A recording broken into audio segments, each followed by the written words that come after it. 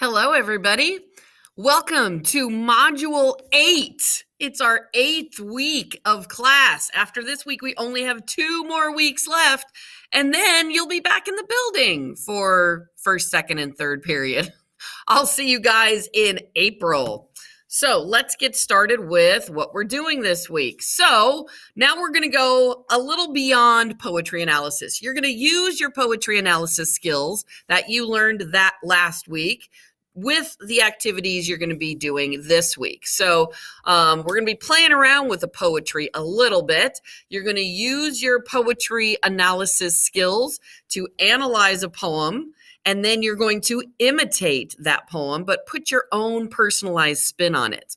You're going to use your poetry analysis skills to look at 2 poems that are connected to one another and see how the poet of the second poem drew inspiration from the first poem, and how he was able to use a lot of what the poet used in his poetry to kind of change and, again, imitate, but also make the new poem part of his own.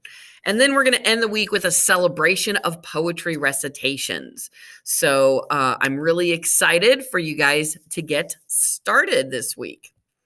So what are our targets? Of course, reading independently for 15 minutes each day, analyzing poems using your chosen poetry analysis strategy, whether it's the PQP or the TPCast, you choose. You will need to cite relevant evidence from your poems to support your analysis. Citing, by the way, is not paraphrasing information from the poem. It's using it word for word, direct quotes. That means you've got to put quotation marks around it as well. You're going to be writing an imitation poem using a mentor text. You're going to be adapting your speech and body language as appropriate for purpose, task, and audience. You'll be writing sentences using prepositions correctly.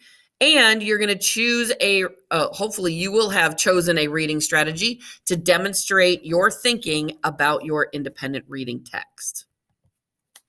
So, new learning, not too much new learning this week, but what I have done is, because you are reciting on Thursday and you're going to be seeing other people's recitations on Friday, what I've decided to do is give you a little bit of inspiration from an organization called Poetry Out Loud. They are an organization that has a national contest. They have these contests all around the country, and then contestants come to the final in Washington, D.C. to do these poetry recitations. So on each of the days this week, Monday, Tuesday, Wednesday, Thursday, I have uploaded a video from Poetry Out Loud of somebody reciting from their contest to kind of give you a little bit of inspiration, give you a little bit of a mentor text, so you can see how you might adapt your speech and your body language, your gestures, to fit the content of your poem, just as what these competitors did. So in addition to that, this first one, Tips on Reciting, that is actually from Poetry Out Loud. They've got tips on what to do when you're doing a poetry recitation. You might want to check that out. And then the second one, Poetry Out Loud, that is their website. So it's got the tips, it's got videos, it's got a list of when they have their contests. I mean, it's got a ton of stuff. So if you're interested, if you're really digging this unit and especially this particular assessment, you might want to check that out. Our grammar lesson this week under Module 8 is an intro to prepositions. So you'll be watching a video and then make sure to include prepositions in your response to the question of the week. And then you're going to be writing an imitation poem. So again, that is just a video of me walking you through what an imitation poem is and what you want to be looking for as you are creating your own version of the imitation poem. So your learning tasks this week, every day, of course, you're going to be reading independently for 15 minutes, as well as making sure you get that 2-page spread of notes that are due on Friday. Monday, that's where you're going to analyze a poem using your chosen poetry analysis strategy. And based then on your analysis, what you've noticed about this poem, You're going to imitate that poem, but you're going to make it your own by choosing the focus of your poem. But you want to imitate the structure. You want to imitate some of the poetic devices that were used, whether they were sound devices or figurative language. You want the tone. You want to kind of imitate what you see in that original one. Tuesday is your question of the week.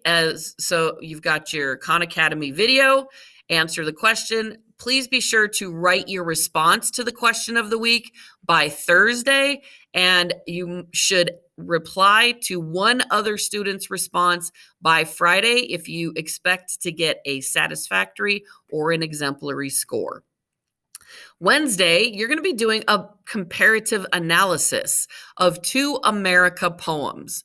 The first one was written by Walt Whitman. It's called I Hear America Singing. It was written in 1860.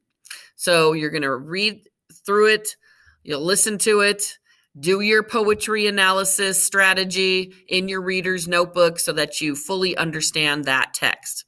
Then the second poem is called I Too. It was written by Langston Hughes in 1925, and it was a response to Walt Whitman's I Hear America Singing.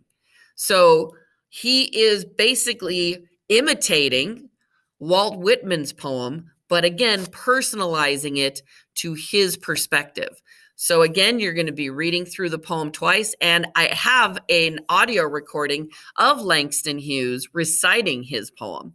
So you'll be able to hear the poet himself recite. Then there is an analysis that you're going to do about the 2. Comparative means you're comparing.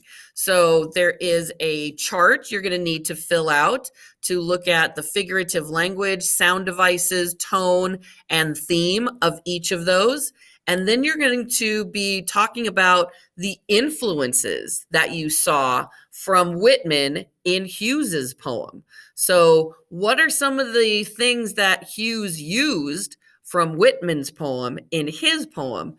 And then what are some things that he did that were original to his own poem? And you're going to be asked to give your opinion. Which of the 2 do you think was better? So that'll be a little bit fun. Thursday, that is when you're going to be doing your poetry recitation in Flipgrid. So remember, you want to be practicing all week because one of the things on the rubric is that I'm going to be analyzing your preparedness and that you've been practicing, that it seems like it's very natural, it flows, you seem prepared, you're not tripping over words, you're not mispronouncing words, that you have really put the time in to be able to recite this poem well. And you've been given inspiration for those 4 days with those videos from Poetry Out Loud. Then Friday, that's Poetry Day. You're going to be watching each other's recitations. You can choose which ones you want to watch and make sure you provide positive feedback. So you're going to tell them what you noticed and the impact that that poem had on you. Did it make you think? Did it make you remember something? Did it ask you to question something? Bring questions to mind. So that will be a lot of fun. Also then on Friday is the last set of notes for your independent reading as well as reflection number 3. So just to review, independent reading every day, poetry analysis, and then writing an imitation poem on Monday, question of the week Tuesday, America poems, a comparative analysis on Wednesday, your recitation of your chosen poem in Flipgrid on Thursday. Poetry Day is Friday, as well as turning in your independent reading notes and reflection number 3. The exit ticket on Friday, that is a new exit ticket, so please take the time to fill that out if you would. I would truly appreciate it. All right, guys, I hope you have a great week with poetry. You can have a little bit of fun with it. Hopefully you learn a little bit as well and are inspired to not hate poetry as much as you did 2 weeks ago. Let's put it that way. All right, guys, have a great week.